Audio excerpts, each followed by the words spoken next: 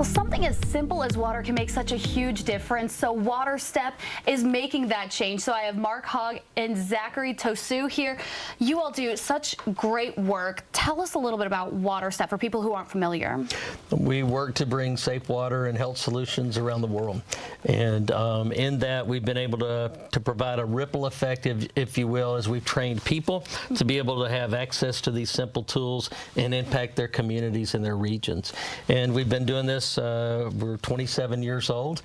We've got an incredible team of people locally, nationally, and internationally. And you know, it's great to be with you all today, because I know that it's almost time to celebrate the new year when we come on the Wave TV show. I think we've been doing this 7 years, right? And you guys and Tammy have been so supportive with us. And there's no way we could be who we are without being in this community. I don't think we could be anywhere else in the world but Louisville to do what we do. And you all are based in Louisville, but you help so many people around the world too. How many people do you all help? So this year alone, we've been able to triple our impact. We managed to impact 3.3 million people around the world with safe water and health and sanitation and tools. It's been an amazing journey this year. It's huge, and we've grown financially.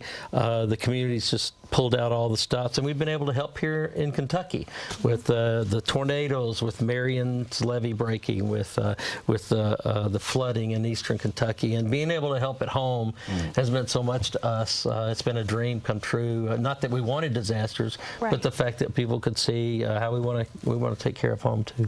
And Zach, you play such a huge part in this. Tell us about your role and how you help out with WaterStep.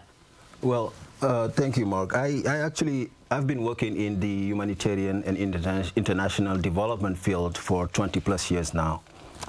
You know, I've been lucky to work for International Federation of Red Cross, the USAID, some United Nations agencies, and some major non-profit organization, US-based non-profit organization.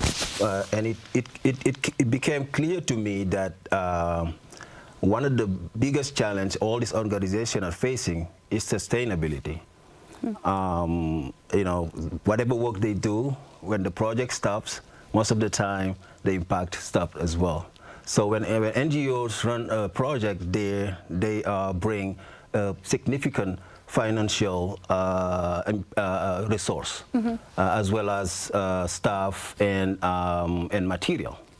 But the thing is, when the project stops and the resource let's say the funding dries up, or the funding dries up, or the crisis is over, so most of those organizations, they will just leave the area.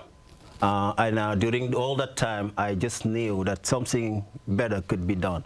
I knew that we can do the humanitarian service better. So I came in the United States in 2012, trying to see what is the organization that could understand and just impact more people with very less resources. And then I was lucky to meet WaterStep. For my first work session with them, I knew this is the one. I knew that WaterStep is the organization that I've been looking for. The reason of that is simple, because WaterStep is the only organization I've seen on my entire career where projects and operations are designed and implemented by the community you serve. So WaterStep will bring the resource, the equipment, the material, the training, but how the project will be implemented, how the project will be impacting their own community, the community themselves, they design it. And as a result of that, they have a huge success. And then if you go today in projects and would have been implemented 10 years ago, they're still on, and they're even doing way more because of that ripple effects strategy. So this is why I am with WaterStep. I decided to join the group and became just one tiny player in there to do what WaterStep do. Now, you're calling yourself a tiny player, but there are so many people who are helping out too. What's it like that you all have such a network of volunteers and people who are playing a part in this?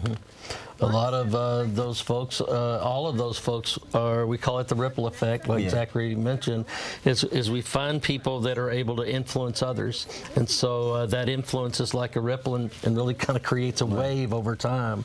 And so you end up with a tremendous amount of ordinary people living their lives, finding that, oh, I've got these tools, I've got this training, and I can change the world with that. And that's what's happening. And that, I think that's why we're so successful this year. Is it seems like everybody kind of got on board, you know, wherever they were located at the same time, and we just kind of really moved on. I can give an example of my own country, Senegal, where I'm from, where we started, I started, because I get trained, I just started a small project impacting children on the street.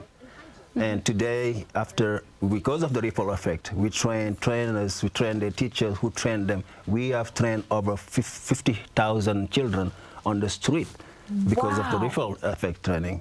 And children, too, not just adults, children. Children on the street. That's incredible. Yes, we've been doing that since 2017, and the ripple effects, I actually don't know exactly how many others, because children are going out, you know, and then they can impact others. That's huge. Yeah, it's beautiful. And you all keep saying ordinary people, but they're doing extraordinary things, it sounds like. Right. Yes, absolutely. That's incredible, too. And, I mean, we'll talk about a few things that we're going to get into the show today. Give us a brief rundown of what people can look forward to when we're talking about WaterStep today. Well, you're going to meet some great folks and great ripple makers, if you will, both that work here and around. We're going to tell you some stories about not only how you can get involved, but stories about how people got involved in a small way and great big things happen. It's kind of like Zach. And what we found at WaterStep is people bring their game. They bring who they are. They bring their passion. Like Zachary mentioned his why I want to be involved in this. And we'll talk more about how people have developed their why at WaterStep, and it's ended up being a calling for all of us. It's really something bigger than we ever imagined being a part of. That's huge. And maybe someone's going to be listening to this and realize, I have that why, and I can help out. So we have a lot to look forward to today. And thank you so much. But coming up next on Wave Country, we're going to talk about WaterStep's power of partnership. Keep it here.